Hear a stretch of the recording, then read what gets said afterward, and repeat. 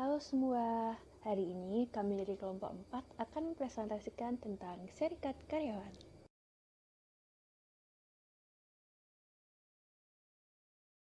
Nama Sari, yang ketiga Elian Aprianti, yang keempat Febri Nur Yasin, yang kelima Febriani, yang keenam Fitria Nur, yang ketujuh Galuh Hayu. Sebuah organisasi para pekerja yang dibentuk untuk mempromosikan atau menyatakan pendapat, melindungi dan memperbaiki melalui kegiatan kolektif, kepentingan-kepentingan sosial, ekonomi, dan politik para anggotanya. Kepentingan dominan yang diperjuangkan adalah ekonomi, antara lain kenaikan upah, pengurangan jam kerja, dan perbaikan kondisi-kondisi kerja. Adapun dasar hukum yang menjamin seorang dalam melakukan serikat antara lain ada di Undang-Undang 1945 pasal 28, yang kedua Konvensi ILO nomor 87, yang ketiga Undang-Undang nomor 21 tahun 2000, yang keempat pasal 104 ayat 1 Undang-Undang nomor 13 tahun 2003, yang kelima pasal 5 ayat 1 Undang-Undang nomor 21 tahun 2000 tentang serikat pekerja atau serikat buruh. Alasan perlunya seseorang bergabung pada serikat karyawan bagi pekerja antara lain yang pertama, adanya ketidakpastian manajemen. Yang kedua, kebutuhan bersosialisasi. Yang ketiga, kesempatan untuk menjadi pemimpin. Yang keempat, dorongan teman kerja. Dan yang kelima, adanya peraturan terkait. Sifat dasar serikat karyawan. Serikat karyawan memiliki 5 sifat dasar. Yang pertama yaitu bebas. Bebas artinya sebagai organisasi dalam melaksanakan hak dan kewajibannya, serikat karyawan tidak di bawah pengaruh atau tekanan dari pihak lain. Pekerja berhak mendirikan atau menjadi anggota serikat karyawan. Dengan demikian, pekerja bebas memilih menjadi anggota serikat karyawan yang ada tanpa paksaan, dan tidak boleh dilarang oleh pengusaha atau serikat karyawan lain atau pihak lain. Sifat yang kedua yaitu terbuka. Terbuka artinya serikat karyawan dalam menerima anggota dan atau memperjuangkan kepentingan pekerja atau buruh tidak membedakan aliran politik, agama, suku bangsa, dan jenis kelamin. Serikat karyawan di satu perusahaan harus terbuka bagi seluruh pekerja. Sifat yang ketiga yaitu mandiri. Mandiri artinya dalam mendirikan, menjalankan, dan mengembangkan organisasi ditentukan oleh kekuatan sendiri, tidak dikendalikan oleh pihak lain di luar organisasi. Pekerja harus bersifat mandiri dalam membentuk serikat karyawan tanpa dukungan atau dikendalikan oleh kekuatan lain, misalnya oleh partai politik tertentu atau oleh pengusaha sendiri. Demikian juga dalam melakukan kegiatannya. Serikat karyawan yang terbentuk harus mandiri, misalnya tidak boleh tergantung pada dukungan pihak lain, termasuk pada pengusaha yang mengakibatkan serikat karyawan dimaksud menjadi selalu terikat pada restu dan persetujuan pengusaha. Sifat yang keempat yaitu demokratis. Demokratis artinya dalam pembentukan organisasi, pemilihan pengurus, memperjuangkan dan melaksanakan hak dan kewajiban organisasi dilakukan sesuai dengan prinsip demokrasi. Dan sifat yang kelima yaitu bertanggung jawab. Bertanggung jawab artinya dalam mencapai tujuan serta dalam melaksanakan hak dan kewajibannya, serikat karyawan bertanggung jawab kepada anggota, masyarakat, dan negara. Artinya, dalam mencapai tujuannya, serikat karyawan juga harus memperhatikan kepentingan masyarakat umum dan kepentingan negara. Terdapat dua pendekatan dalam serikat karyawan.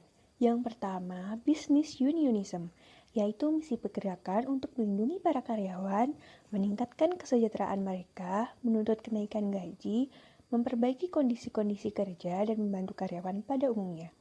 Yang kedua, terdapat social unionism, yaitu misi tertuju pada kebijaksanaan sosial, ekonomi, dan politik. Tipe-tipe serikat karyawan. Tipe serikat karyawan dibedakan menjadi 3. Yang pertama, craft union, yaitu serikat karyawan yang anggotanya terdiri dari para karyawan atau pekerja yang mempunyai keterampilan yang sama. misalnya tukang-tukang kayu, tukang-tukang batu, dan lain sebagainya. Tipe selanjutnya yaitu Industrial Union, yaitu serikat karyawan yang dibentuk berdasarkan lokasi pekerjaan yang sama.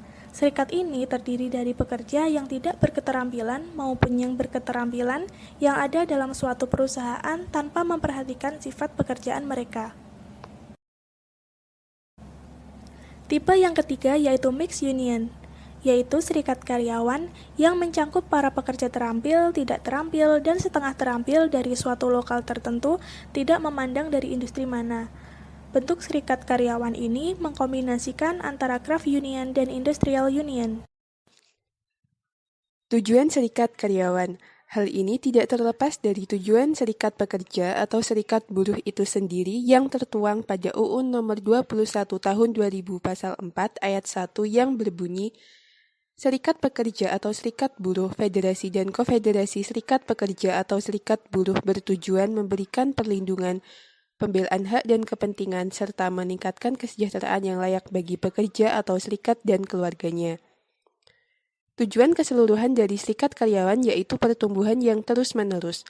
Hanya saja hal ini mengalami kesulitan apabila jumlah anggota dari waktu ke waktu cenderung mengalami penurunan.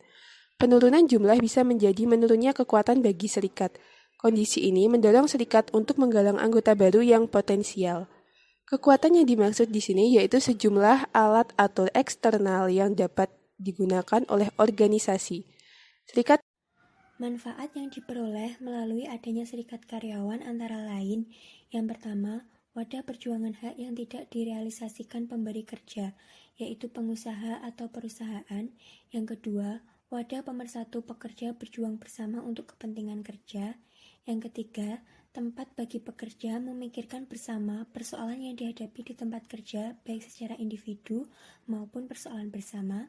Yang keempat, sebagai penampung aspirasi pekerja yang nantinya secara kelembagaan disampaikan kepada pihak perusahaan.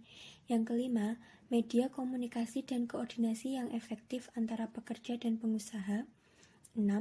Mendapatkan program-program training yang meningkatkan kemampuan kerja, seperti training negotiation skill, training pembuatan perjanjian kerja bersama, dan lain-lain. Dan yang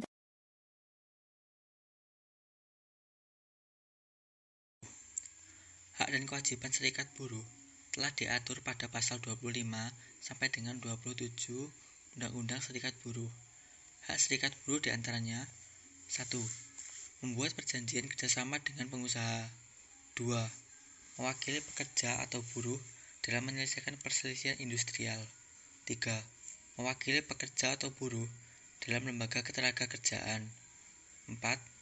Membentuk lembaga atau melakukan kegiatan yang berkaitan dengan usaha peningkatan kesejahteraan pekerja atau buruh. 5. Melakukan kegiatan lainnya di bidang ketenagakerjaan yang tidak bertentangan dengan peraturan perundang-undangan yang berlaku. Sedangkan kewajiban serikat buruh diatur pasal 27 Undang-Undang Serikat Buruh. Dalam pasal tersebut disebutkan bahwa serikat pekerja atau serikat buruh, federasi, dan konfederasi serikat pekerja atau serikat buruh berkewajiban 1. Melindungi dan membela anggota dari pelanggaran hak-hak dan memperjuangkan kepentingannya. 2. Memperjuangkan kepentingan kesejahteraan anggota dan keluarganya. 3. Mempertanggungjawabkan kegiatan organisasi kepada anggotanya sesuai dengan anggaran dasar dan anggaran rumah tangga.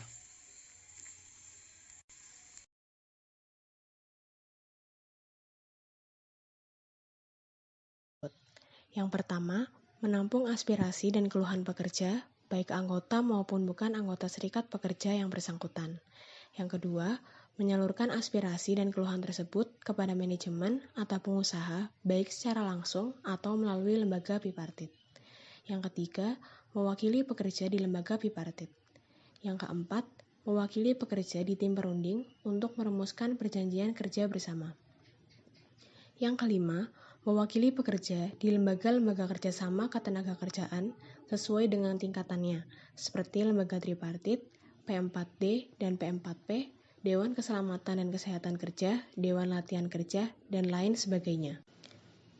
Yang keenam, memperjuangkan hak dan kepentingan anggota baik secara langsung kepada pengusaha maupun melalui lembaga-lembaga ketenaga kerjaan. Yang ketujuh, membantu menyelesaikan perselisihan industrial. Yang kedelapan, meningkatkan disiplin dan semangat kerja anggota. Yang kesembilan, aktif mengupayakan, menciptakan, atau mewujudkan hubungan industrial yang aman dan harmonis.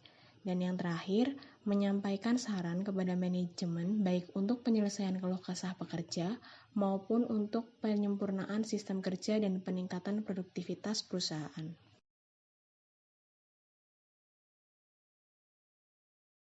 Serikat pekerja atau serikat buruh memiliki beberapa fungsi utama, yaitu sebagai berikut.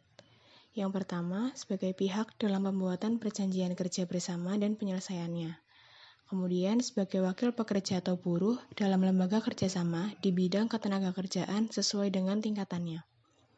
Fungsi yang ketiga, sebagai sarana menciptakan hubungan industrial yang harmonis, dinamis, dan berkeadilan sesuai dengan peraturan perundang-undangan yang berlaku.